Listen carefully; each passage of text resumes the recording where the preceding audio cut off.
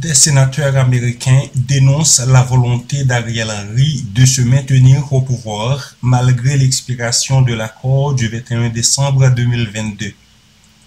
Les sénateurs Ed Markey du Massachusetts et le révérend Raphaël Warnock de l'État de Géorgie ont dénoncé la volonté du Premier ministre de facto Ariel Henry de se maintenir au pouvoir au-delà de la date d'expiration de l'accord du 21 décembre qu'il avait signé avec ses acolytes.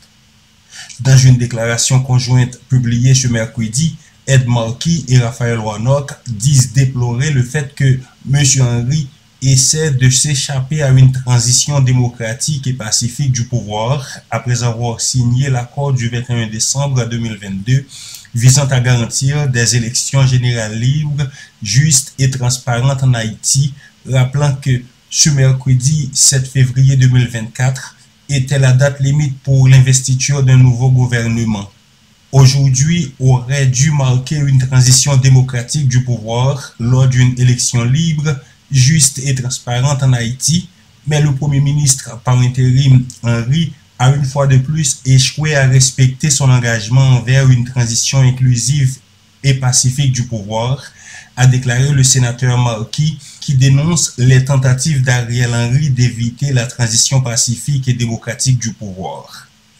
Pour Ed Markey et Raphaël Warnock, il est urgent que le Premier ministre de facto prenne des dispositions pour qu'Haïti connaisse une transition démocratique et pacifique.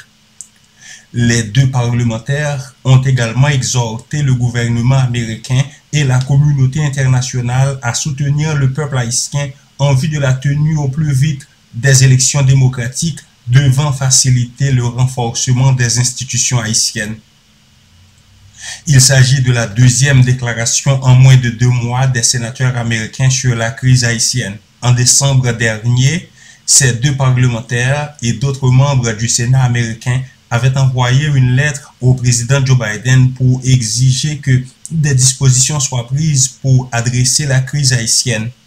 Des discussions sont en cours au plus haut niveau du département d'État américain sur la situation d'Haïti.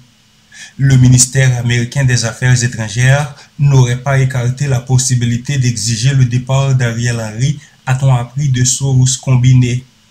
Des informations que la rédaction de CTN n'a pas indépendamment vérifiées.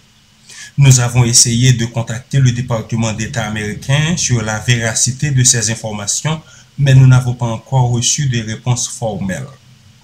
Emmanuel Paul, Caribbean Television Network.